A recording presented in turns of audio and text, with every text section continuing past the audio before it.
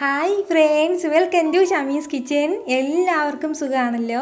ഇന്ന് നമ്മൾ തയ്യാറാക്കുന്നത് നമുക്ക് എല്ലാവർക്കും ഒരുപോലെ ഇഷ്ടപ്പെടുന്ന നല്ലൊരു ഞണ്ട് റോസ്റ്റാണ്. അപ്പോൾ എല്ലാവരും ഒന്ന് സ്കിപ്പ് ചെയ്യാതെ കണ്ടേക്കണം. കൂടെ തന്നെ നമ്മുടെ ഷമീസ് കിച്ചൻ ചാനൽ ഇതുവരെയും സബ്സ്ക്രൈബ് ചെയ്യാത്തവരുണ്ടെങ്കിൽ, അല്ലെങ്കിൽ ഇത് ആദ്യമായിട്ടാണ് കാണുന്നതെങ്കിൽ പ്ലീസ് ഒന്ന് സബ്സ്ക്രൈബ് ചെയ്തേക്കണേ. കൂടെ തന്നെ ആ തൊട്ടടുത്ത് കാണുന്ന ബെല്ലൈക്കനിൽ ഓൾ കൂടി ഒന്നും മറക്കാതെ പ്രസ് ചെയ്തേക്കണം. എന്നാൽ ശരി, നമുക്ക് വേഗം വീഡിയോയിലേക്ക് പോകാം. നമ്മുടെ ഈ ഞണ്ട് റോസ്റ്റ് തയ്യാറാക്കി എടുക്കാൻ വേണ്ടിയിട്ട് വളരെ സിമ്പിളാണ്. അപ്പോൾ അതിന് വേണ്ടിയിട്ട് ഞാനിപ്പോൾ ഇതുപോലെ ഒരു കടായി അടുപ്പത്തേക്ക് വെച്ചിട്ടുണ്ട്. അതൊന്ന് ചൂടായി വരുമ്പോഴത്തേക്കും അതിലേക്ക് ഒരല്പം എണ്ണ ചേർത്ത് കൊടുക്കാം.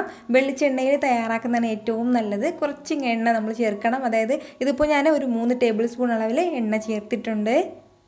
എണ്ണ ഒന്ന് ചൂടായി വരുമ്പോഴത്തേക്കും പിന്നെ നമുക്കിതിലേക്ക് വേണ്ടതാണ് കുറച്ച് പച്ചമുളക്. അതായത് ഒരു 2-3 പച്ചമുളക് എടുത്തിട്ടുണ്ട്. എന്നിട്ട് ഇതുപോലെ ചെറുതായിട്ടൊന്ന് അരിഞ്ഞെടുത്തിരിക്കുകയാണ്. അതുകൂടി ചേർക്കാം. പച്ചമുളക് ചേർത്തിട്ട് ചെറുതായിട്ടൊന്ന് വഴറ്റി കൊടുക്കണം. ഒരുപാട് സമയം വഴറ്റണ്ട. ഇതുപോലെ ഒന്ന് മിക്സ് ചെയ്ത് കൊടുത്തതിന് ശേഷം പിന്നെ നമുക്കിതിലേക്ക് വേണ്ടത് ഇതുപോലെ 1 ടീസ്പൂൺ അളവിൽ ഇഞ്ചിയും വെളുത്തുള്ളിയും ചെറുതായിട്ട് പേസ്റ്റ് ആക്കിയത് എടുത്തിട്ടുണ്ട്. അതുകൂടി ചേർക്കുകയാണ്. എന്നിട്ട് നന്നായിട്ടൊന്ന് മിക്സ് ചെയ്ത് കൊടുക്കണം. അപ്പോൾ ഇഞ്ചിയും വെളുത്തുള്ളി പേസ്റ്റ് ഇല്ലയെന്നുണ്ടെങ്കിൽ പകരം നമുക്ക് ഇഞ്ചിയും വെളുത്തുള്ളിയും ചെറുതായിട്ട് കുട്ടി പീസാക്കിയിട്ടൊന്ന് അരിഞ്ഞിട്ടാൽ മതിയാവും.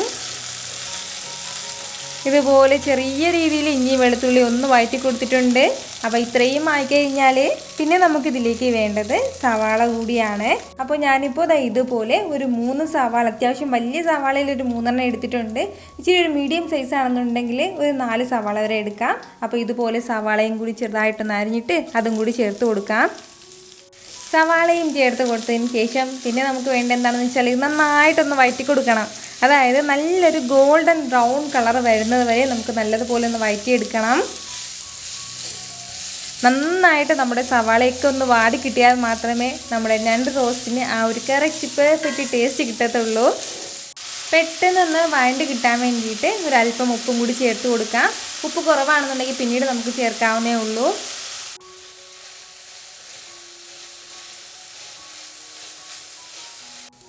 ഒരു മീഡിയം ഫ്ലെയിമിൽ വെച്ചിട്ട് നമ്മുടെ സവാളയൊക്കെ ഇപ്പോൾ നന്നായിട്ടൊന്ന് വഴണ്ട് കിട്ടിയിട്ടുണ്ട്. നല്ലൊരു ഗോൾഡൻ ബ്രൗൺ കളറിൽ കിട്ടിയിട്ടുണ്ട്.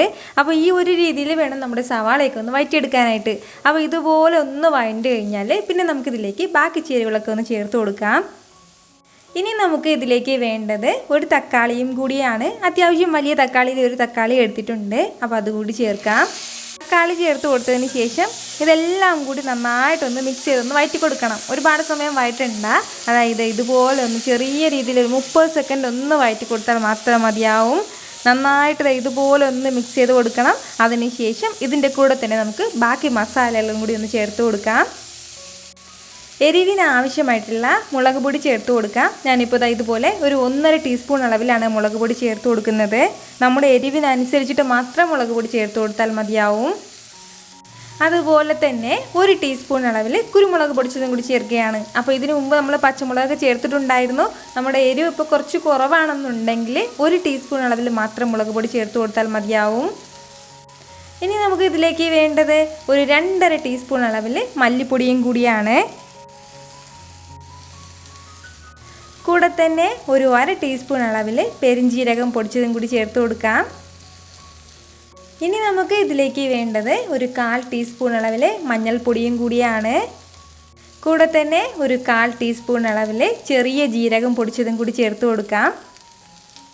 ഇത്രയും മസാലകളും ചേർത്ത് കൊടുത്തതിന് ശേഷം പിന്നെ നമുക്ക് നന്നായിട്ടൊന്ന് വഴറ്റി കൊടുക്കണം.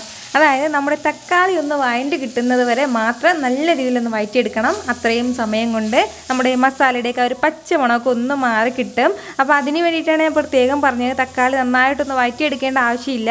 അത് തക്കാളിയുടെ കൂടെ തന്നെ നമുക്ക് ഈ മസാലകളൊക്കെ ചേർത്തിട്ട് നല്ലതുപോലെ ഒന്ന് വഴറ്റിയെടുക്കുമ്പോഴത്തേക്കും തക്കാളിയും വഴണ്ട് കിട്ടും. അതിനോടൊപ്പം തന്നെ നമ്മുടെ മസാലയുടെ ആ ഒരു പച്ചമണമൊക്കെ ഒന്ന് മാറിയും കിട്ടും.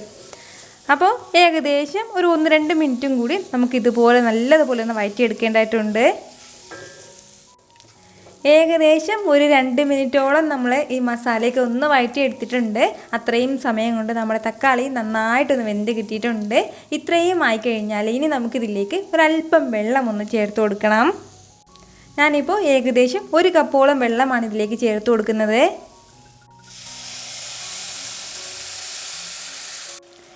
ഇതുപോലെ കുറച്ച് വെള്ളം ചേർത്ത് കൊടുത്തതിന് ശേഷം ഇതെല്ലാം കൂടി വീണ്ടും ഒന്ന് നന്നായിട്ട് നമുക്കൊന്ന് മിക്സ് ചെയ്ത് കൊടുക്കണം.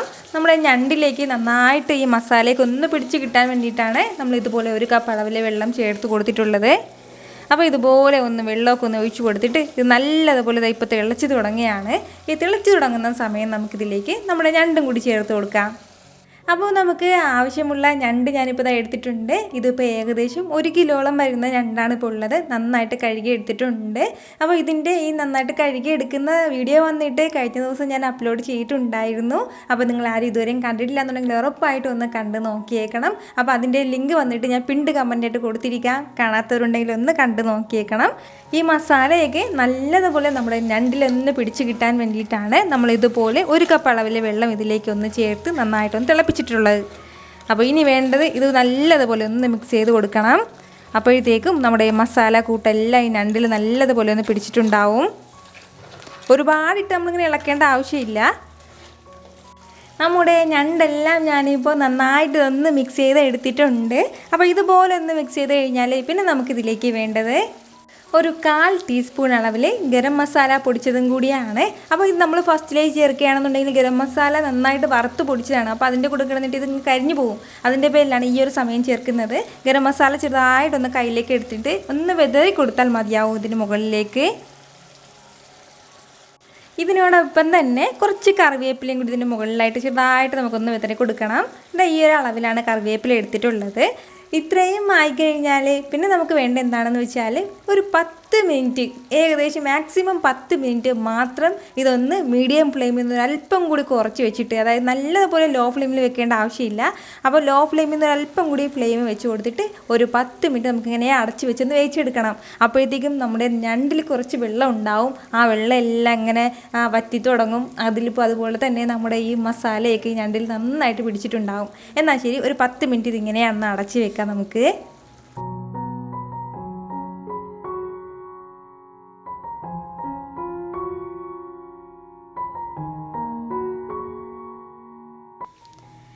ഇതിപ്പോൾ ഏകദേശം ഒരു 10 മിനിറ്റോളം ആയിട്ടുണ്ട്. അപ്പോൾ ഇനി നമുക്കിത് തുറന്ന് നോക്കാം. ഇതിനിടയിൽ ഒരു 2 തവണ ഞാനിത് നന്നായിട്ട് ഇളക്കി കൊടുത്തിട്ടുണ്ടായിരുന്നു. അപ്പോൾ നിങ്ങൾക്കിത് കാണുമ്പോൾ തന്നെ അറിയാമല്ലോ ഇത് എന്ത് മാത്രം ടേസ്റ്റി ആയിട്ടുള്ള ഒരു ഞണ്ട് റോസ്റ്റ് ആയിരിക്കും എന്ന്. നമ്മളിതിലേക്ക് ഒഴിച്ചു കൊടുത്ത വെള്ളം കംപ്ലീറ്റ് ആയിട്ട് വറ്റിയിട്ട് വന്നിട്ടുണ്ട്.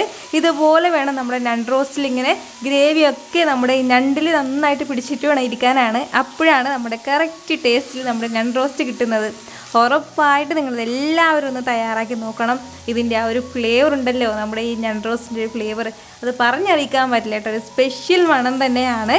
അപ്പോൾ ഞാൻ പറഞ്ഞതുപോലെ ഞണ്ടൊക്കെ നന്നായിട്ട് വൃത്തിയാക്കുന്ന വീഡിയോസൊക്കെ ഇട്ടിട്ടുണ്ടായിരുന്നു കഴിഞ്ഞ ദിവസം. അപ്പോൾ അത് നിങ്ങളൊന്ന് കണ്ടു നോക്കിയേക്കണം.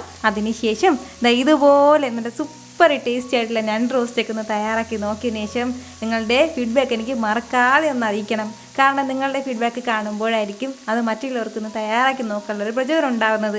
ഈ വീഡിയോ നിങ്ങൾക്ക് ഇഷ്ടമായിട്ടുണ്ടെന്നാണ് എൻ്റെ വിശ്വാസം. ഇഷ്ടമായാൽ ഇതെല്ലാവരും ഒന്ന് ലൈക്ക് ചെയ്തേക്കണം. കൂടെ തന്നെ ഇത് മറ്റുള്ളവരും കാണണമെന്ന് ആഗ്രഹിക്കുന്നുണ്ടെങ്കിൽ നിങ്ങളുടെ ഫ്രണ്ട്സിനും ഫാമിലിക്കും എല്ലാവർക്കും ഒന്ന് ഷെയർ ചെയ്ത് കൊടുക്കാനും മറക്കരുത്. വീണ്ടും നല്ലൊരു ഉഷാറ് വീഡിയോ ആയിട്ട് ഞാൻ വരുന്നതായിരിക്കും. അതുവരേക്കും എല്ലാവരും ഹാപ്പി ആയിട്ടിരിക്കുക, സന്തോഷമായിട്ടിരിക്കുക, എല്ലാവരും സേഫ് ആയിട്ടിരിക്കണം. Take care friends.